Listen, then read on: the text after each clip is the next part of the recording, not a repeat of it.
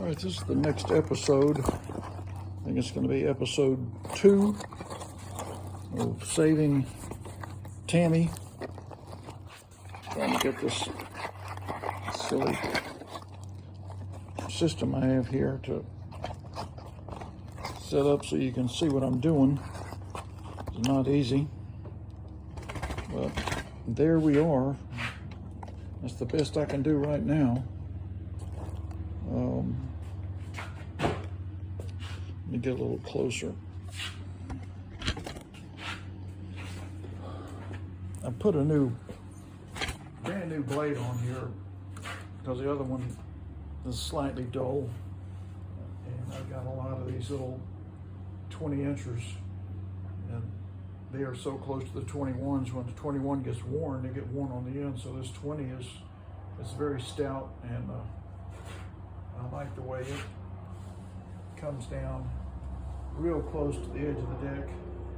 I put a little washer up inside of that blade adapter to help lower it some. You don't want to overdo that, but one little one won't hurt, and it does lower it, like a quarter of an inch or so. So we made pretty good progress here. We got that was a brand new blade on there. Now we're going to drop this baby down and take a look at what our fuel system looks like, which is usually where the problems reside on our lawnmowers. So we get the tool chest off the handle, get this thing down. The wheel wants to catch this.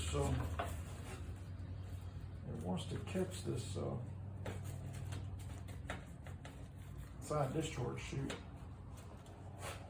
It's real close to rubbing. In fact, it is rubbing. So I guess the high is 7. Maybe I'll bring it down 1. Okay, that's not touching. So we're gonna bring both sides 1 notch, and they're not touching. I do want to bring these and the front up high. I froze them. Oh, let me try it.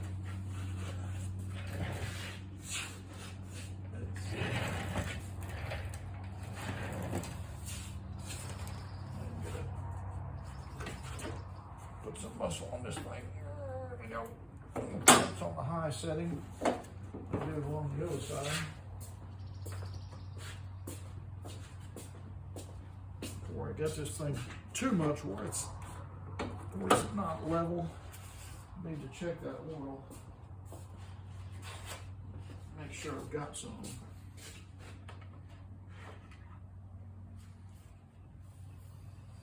It's got oil.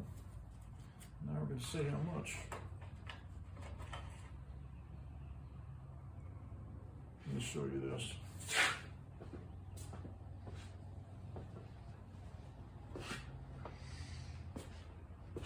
This is how you check it. You see that oil is in the safe zone. As long as it's in that crosshatch mark, it's not on the top little opening.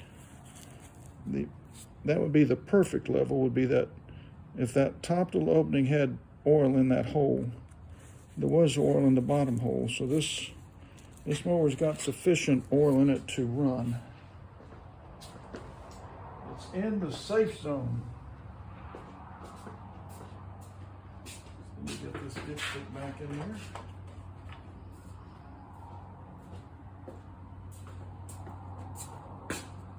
It was probably about, maybe a half a teacup or a teacup low, and that's about it.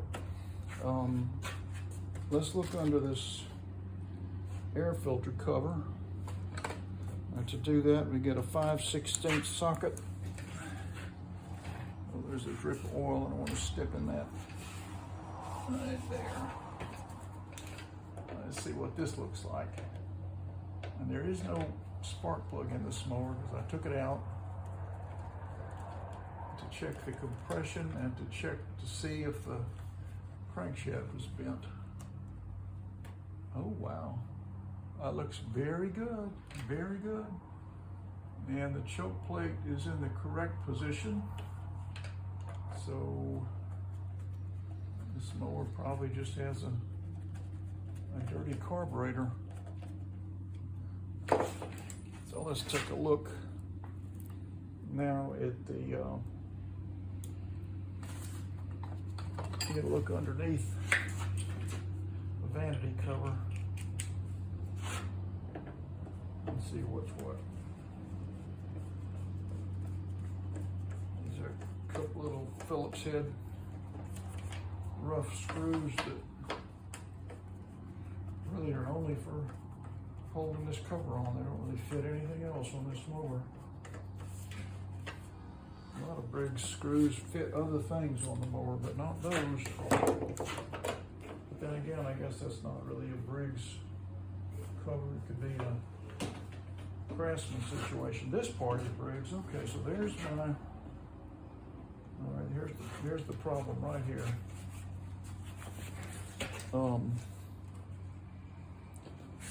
gonna just bring this whole stand over here and let you see.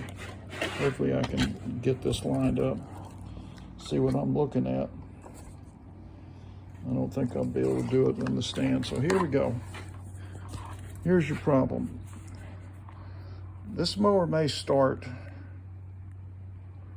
because the choke plate is in the correct position. It's closed.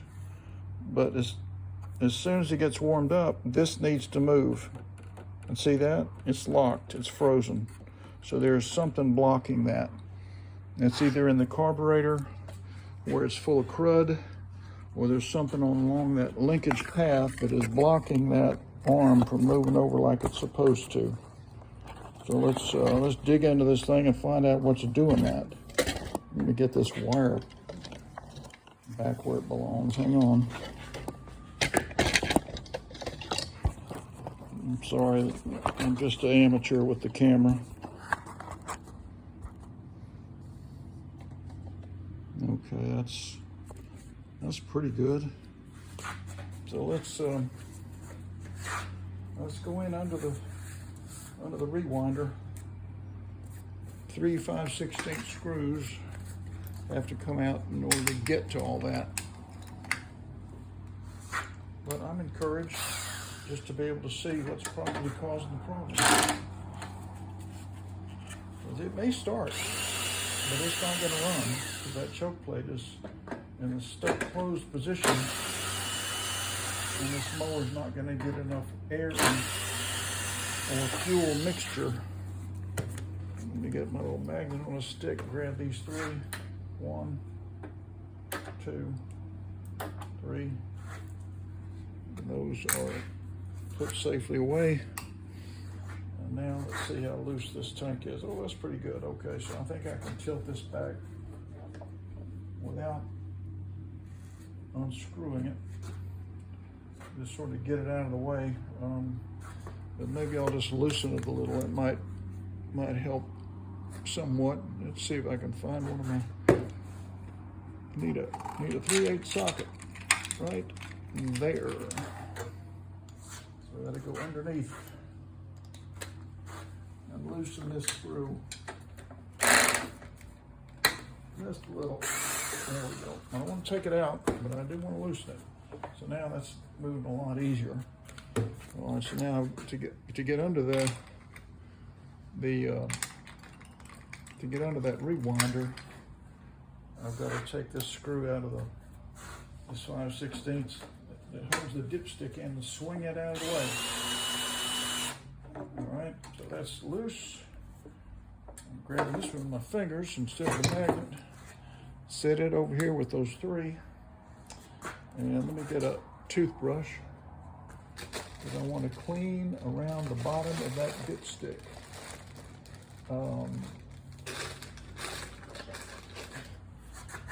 Because I'm going to be grabbing this dipstick and swinging it out in the way, and I don't want crud dropping in the crankcase.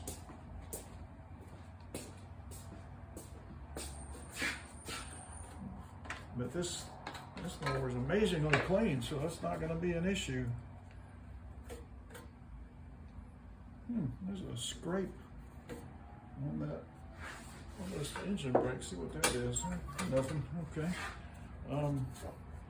So now I'm gonna grab the dipstick, I'm gonna kind of pull up on it and at the same time swing out to the right. So I'm wiggling, pulling up, now swing to the right, and it is out of the way. So now I can take these 2 screws off in the front and the 2 in the back. And to do that, I need my regular little ratchet wrench. I do need an extension, which I'm not seeing right now. I always seem to be losing that thing. Where is it go? There it is. I need this extension to get to these screws in the back because I still got the tank attached. Need a 3/8.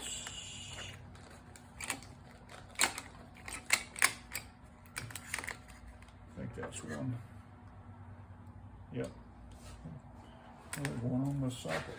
Didn't need that at all. Okay, gonna at least get these loose in the back. Just one little turn. I'm gonna get this one loose. I'm always looking for spiders and wasps, just make sure they're not gonna be attacking me. So let's get this one going.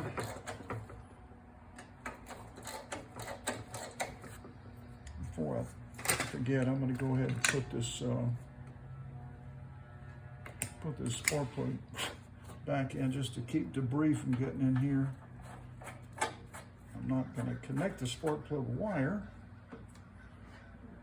but I do want this spark plug to be in place.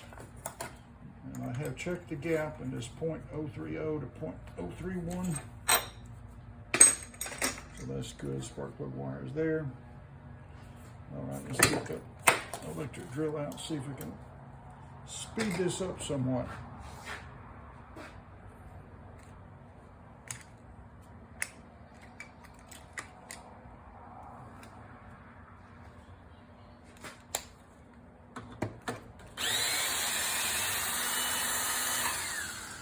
Yeah, this has the two long ones. Sometimes Briggs has all 4 of them the same length, but these are the 2 long ones. And then the ones in the back are usually short.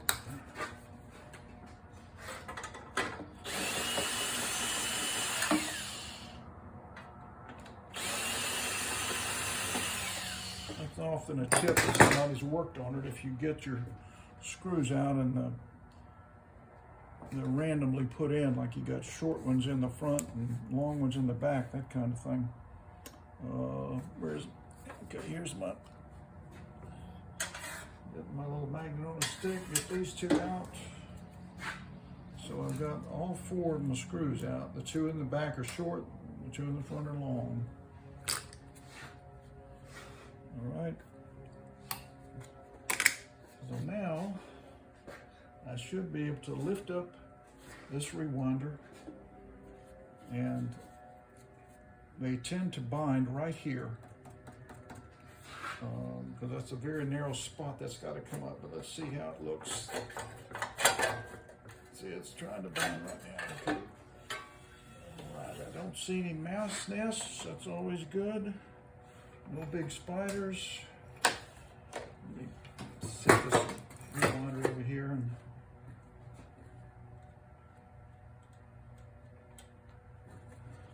take a look.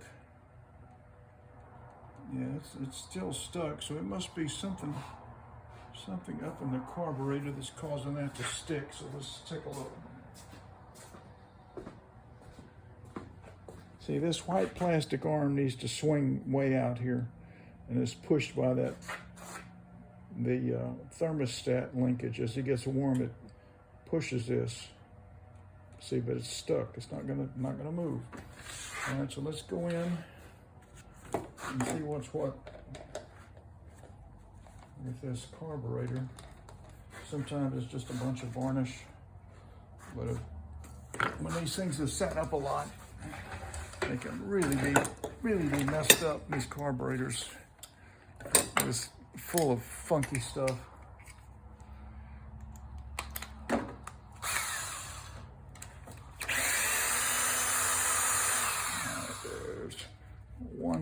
5/16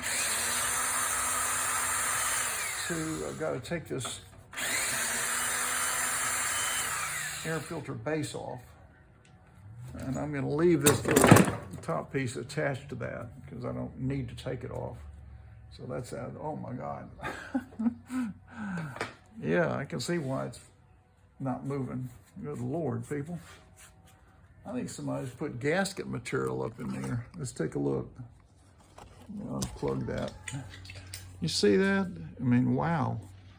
No wonder that plate's not moving. It's hitting that red, gacky, God knows what that is. So let me put my little camera back here.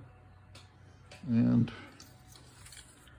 we got to get that off and either cleaned up, or as I suspect it'll be, I'll just replace that carburetor.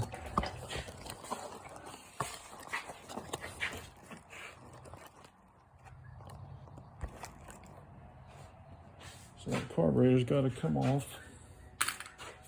And to do that, I've got to get a 3/8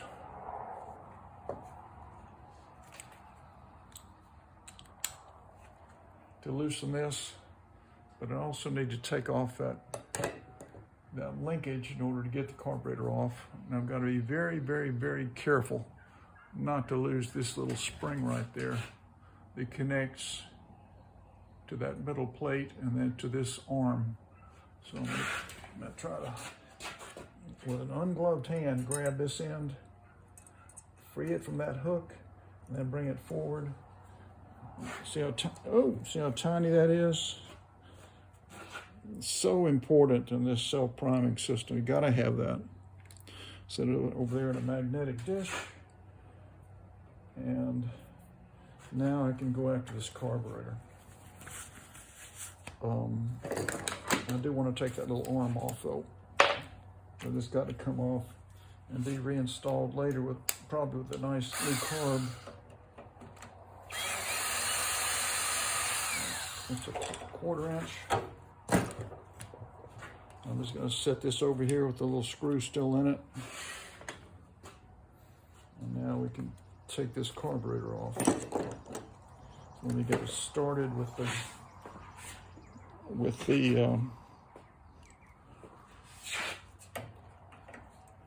ratchet wrench. There we go. Centered, both sides. I think somebody tried to make them a homemade gasket, which is not a good thing to do with these.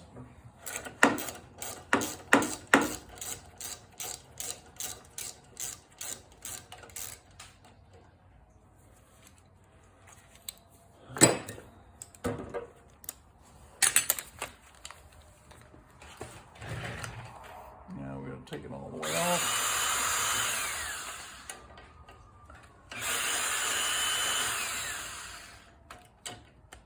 Okay. Now with this type carburetor, the way I get that spring off, it's always a challenge.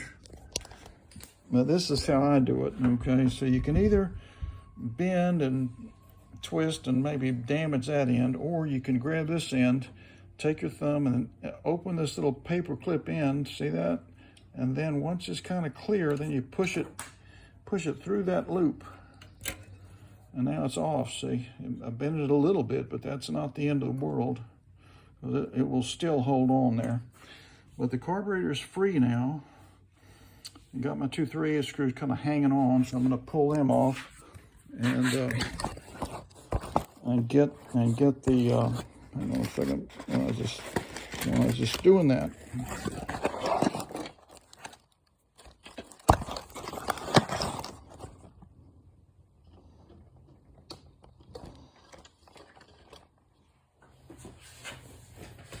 All right, so the tank is still attached, fuel tank. I've got the carburetor loose.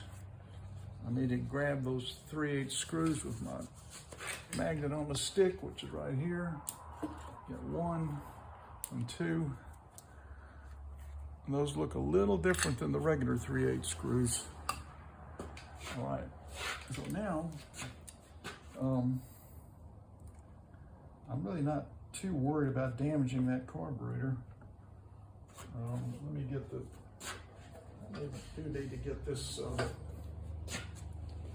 get this, pull string off. So let's do that.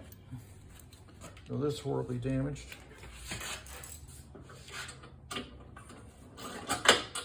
Get it through and push it through the loop of that tank there.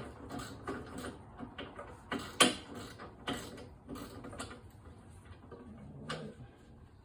Let me just take this. Let me just take the whole thing off.